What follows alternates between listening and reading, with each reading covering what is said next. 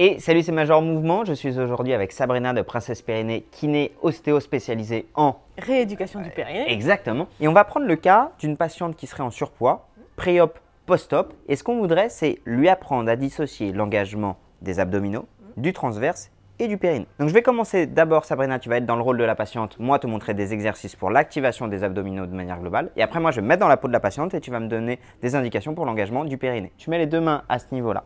Et en gros, ce que je vais te demander, c'est de prendre appui sur tes doigts de pied pour avoir directement un engagement de toute la chaîne antérieure. Tu vas sentir un léger engagement au niveau des abdos, mais au niveau aussi des quadriceps, comme scalène, bref, de toute la chaîne antérieure.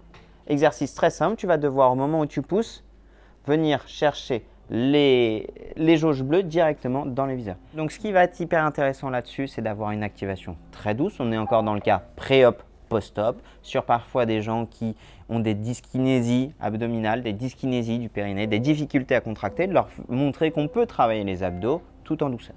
Je te propose de rentrer tes pieds, plutôt comme si voilà, les orteils se regardaient.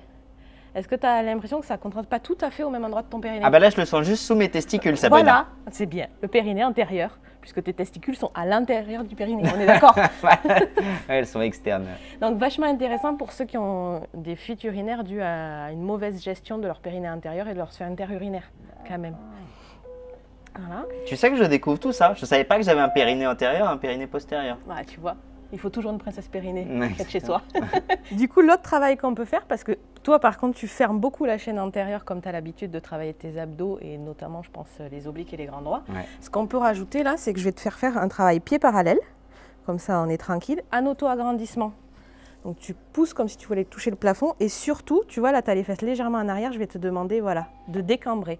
Pas de faire une rétroversion active.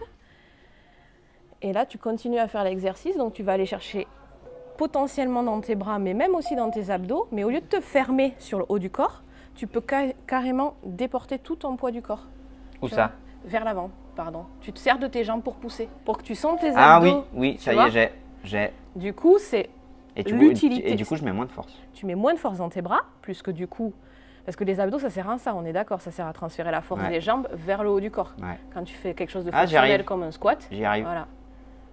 Voilà, là, tu arrives à stabiliser. Et normalement, tu vas bouger. Si le plateau bougeait encore plus, on verrait bien tes genoux bouger. Et tu peux jouer. Soit tu ne bouges pas du tout ton bassin et tu prends tout sur les genoux. Soit tu déverrouilles ton bassin, tu prends tout dans le bassin, mais tu as le haut du corps qui est stable. Et vraiment sur le rôle à la fois d'activation des abdominaux. Exactement. Allez, salut. Au revoir.